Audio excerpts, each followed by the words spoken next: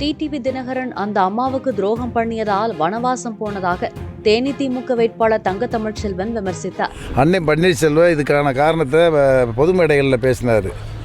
அந்த அம்மா உயிரோடு இருக்கும்போது இவர் ஆளுகளை பூரா தன் பக்கம் இழுத்து முதலமைச்சராகணும்னு முடிவெடுத்ததன் காரணமாக உளவுத்துறை கொடுத்த ரிப்போர்ட்டின் பேரில் தான் அந்த அம்மா இவரை கட்சியை விட்டு நீக்கி 10-15 வருஷம் வனவாசம் போக விட்டாங்க. இவர் நல்லதுக்கெல்லாம் வனவாசம் போகல, துரோகம் பண்ணதுனால, அம்மாவுக்கு துரோகம் பண்ணதுனால கட்சியை விட்டு நீக்கி சசிகலாவையும் தினகரனையும் கட்சியை விட்டு நீக்கி வச்சுருந்தாங்க. இதுதான் யதார்த்தமான உண்மை. தன்னை தகரச்செல்வன் என்று விமர்சித்த முன்னாள் அமைச்சர் RB உதயகுமாருக்கும் பதிலடி கொடுத்தார் தங்க தமிழ்ச்செல்வன். தங்கம் எப்படி என்னைக்கு தகரமாக மாறிச்சு?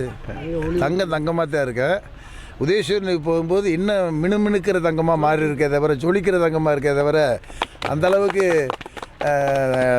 கழகத்துடைய தலைவர், தமிழ்நாடு முதல்வர் தளபதி அன்பையும் பாசத்தையும் கொடுக்குறாரு, பொறுப்பையும் கொடுத்துருக்காரு. எம்பியாக நிற்கிறதுக்கு வாய்ப்பை கொடுத்து வெற்றி பெறக்கூடிய சூழலை உருவாக்கி தந்திருக்காரு.